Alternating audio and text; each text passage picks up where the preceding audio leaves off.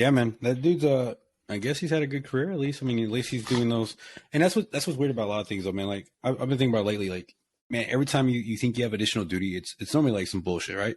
Right. It's either because you got chosen or whatever. But man, those additional duties, man, that's a lot of skill set you get out of that shit. Where and the reason why I've been noticing that, like I was talking to the wife, like I'm having a lot more things where I'm helping a lot more people out with admin stuff.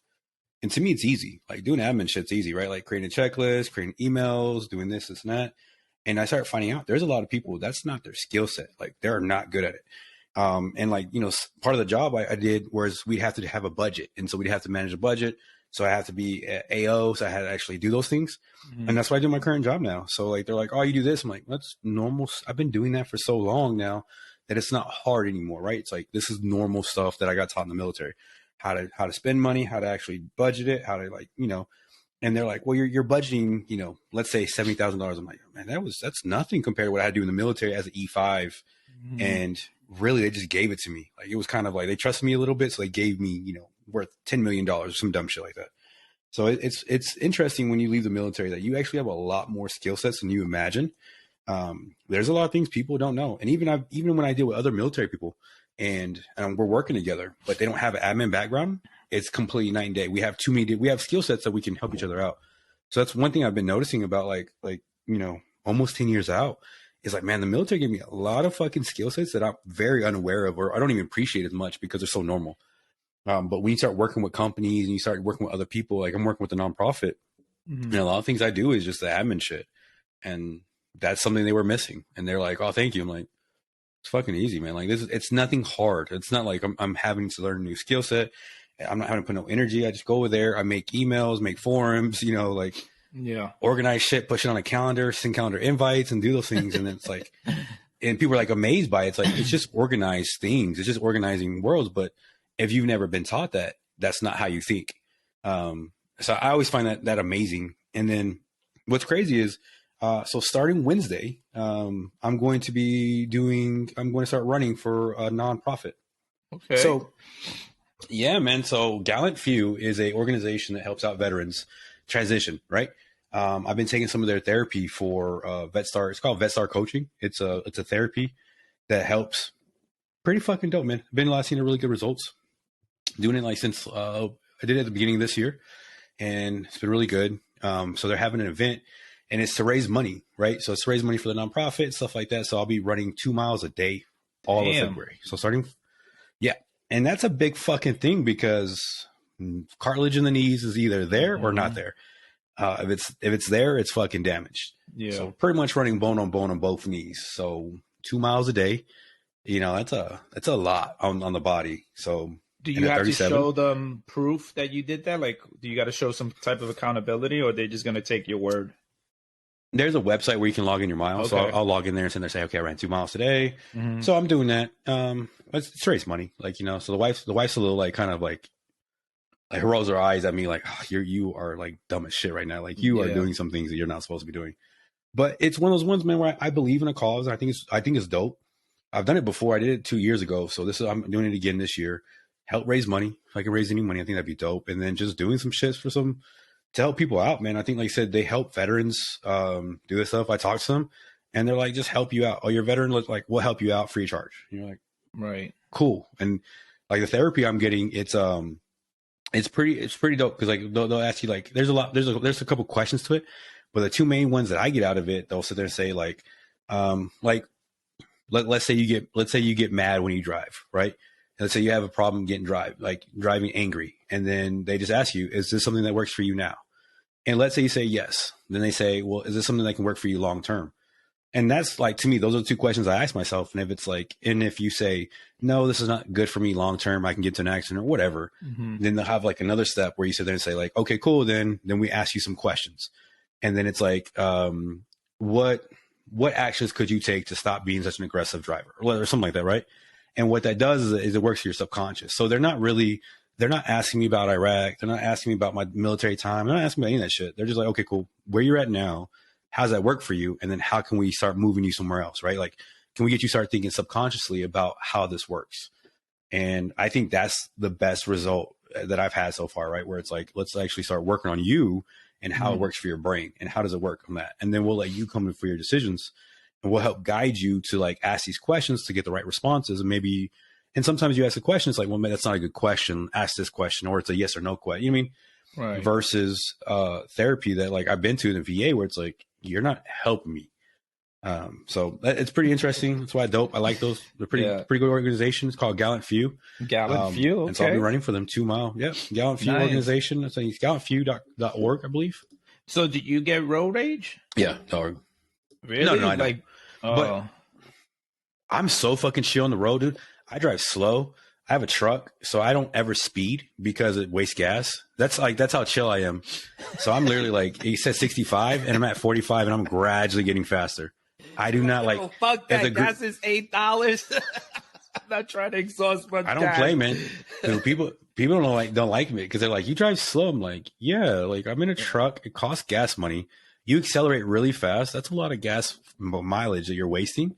When we're going to get there probably at the same time. Maybe you get there 10 seconds ahead of me, but like, that's it. Like there's nothing in my life. I've never seen it on the road. I don't understand it. Now I will tell you this though. Like I have been to a point where if I have my kids on me and someone's driving unsafe, I will get really hostile, but it's only in that event. Yeah. But even if, that's the only time I can get that way. But hostile to where you're cursing, hostile where you're cursing in the car? Or you just like mumbling like, ugh. I've caught myself a couple times looking over and being like, let's fucking go. Like, but it's kind of that thing though, where like, I'll think that way. But like the first thing I do is like, you don't know who you're messing with, man. You do not know who this person is. Mm-hmm. You don't know if they have a gun. You don't know if they've had a bad day. You don't know if like they cut you off and it was on accident, but they're looking at you and they thinking like, holy shit.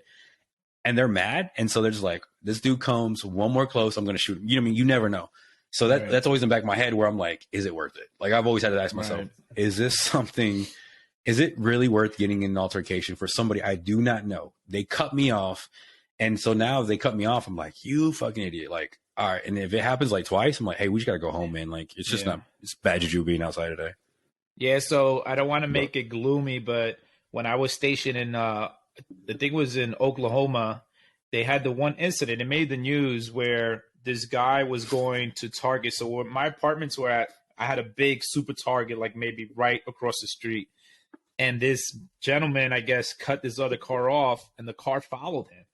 And when the guy who cut him off turned into Target, got in the parking lot, the person who got cut off followed him into the parking lot, came out and shot the guy who cut him off. He shot him right there in the parking lot. The Oklahoma police came and everything. He got arrested. But it's like you said, you don't know who's who, man. And I think the guy who got cut off was an older gentleman. You know, guns are allowed in Oklahoma. They're big time. That's a carry state. Everybody got a fucking gun in Oklahoma. But he cut him off, and, you know, it probably was not intentional or whatnot. He didn't mean anything by it. But the dude was like, fuck that. You did that to me, you're going down. In Florida is bad. Mm-hmm. Like, if you ride with me, you'll see me like cursing, like, yo, what the fuck? Because the turn signals, they don't believe in that shit in Florida. I don't know why. So you have to assume that if you're going left, that the person is not going left with you, because they don't put no turn signals at all. So they'll just crisscross all the way through the fucking streets without you even knowing why you're not going right or left by putting on a fucking turn signal. So we get a lot of road rage here. I mean, we in the car, we're cursing left and right. And it is what it is. But it's funny because when I was in DR, their driving over there in Santiago is terrible. Like, there's no laws. There's no traffic lights.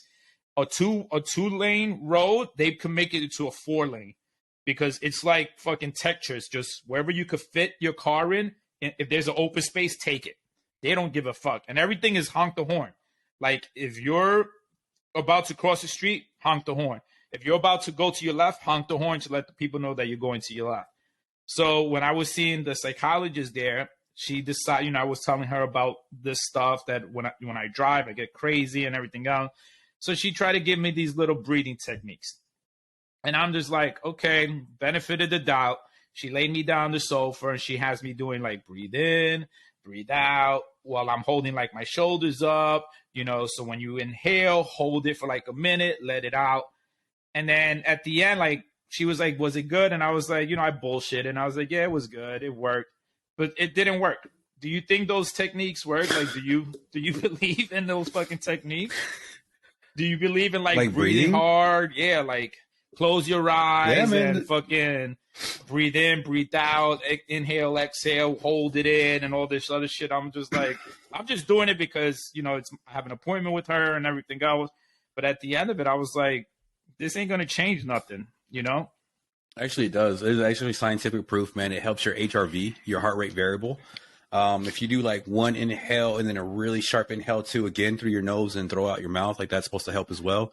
Breathing fucking works, man. Like breathing, they say breathing's better than, like, if you do breathing exercises, those might be better than actual meditation. But anything you can do, like, and I read this book for fitness, and they like that's what they do for cops.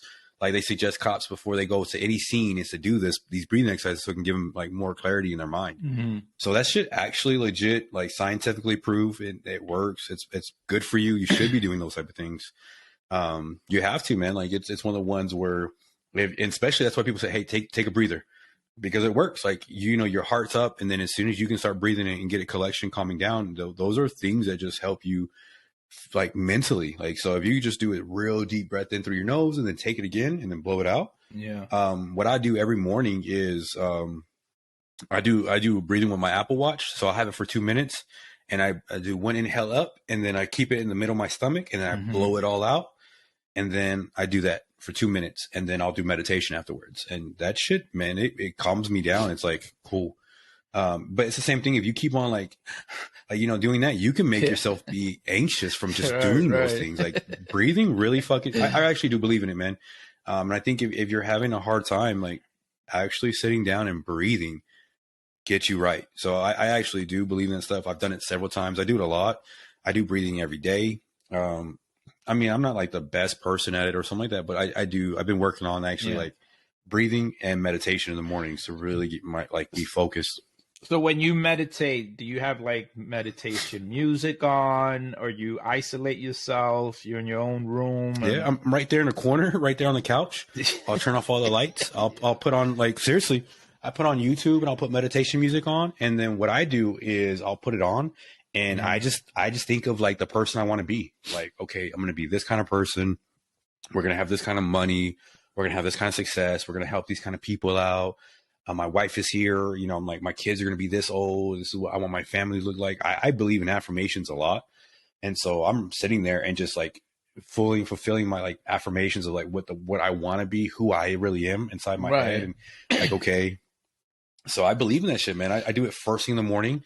You'll find me on the sofa. I think it's like 5:30. You'll see me on the couch breathing. And then I don't have a timer. Yeah. I'm just like, I wake up and I'm like, okay, I'm good, man. Like, I really believe in what I'm saying. Let's go work out now. It's time to go get what like, the way I look at it is like, this is who I think I am. Right. And then it's like, I open my eyes and now it's time to go show I am this person. And I'm telling you, man, like, I'm calmer. I'm a lot calmer now. Like, I'm cool. I write, like, in the mornings, I'm writing my gratitude. So I put 3 things that I'm grateful for. I write a journal, and this shit is like really helping me mentally to the point of, that's good. Yeah, man. I mean, like I said, I've come from this perspective of a person who's put a gun to their head, fucking try to hang themselves, like choke themselves to death, try to actually get in motorcycle accidents to kill myself, right? So these are real shit. It's not like I'm like, oh, I've had a real good fucking life. Right. I've gone to like where I've thought these positions now where I'm sitting there saying like, okay, I really need to be intentful about what I'm thinking about mentally. And I really need to be fucking grateful, because when I can write down what I'm grateful for, I'm very calm now. Like, I'm very calmer in a sense. And instead of being like, oh man, I wish I had more money, I'm like, dude, I got a beautiful house. I would like more money. Yes. I think if I had more money, I could help more people out. But at the same time frame, I can sit there and say, you know what? I have an amazing life. I have a great family, and I have this stuff surrounded by me. But it's only because I'm able first thing in the morning to sit there and say, I'm grateful for this. Did you ever heard about the book, The Secret? I watched that movie. I watched it. Okay, because I heard about that like in 2006. So it's basically like you said, you throw it out to the universe, and let the universe take care of it and everything else.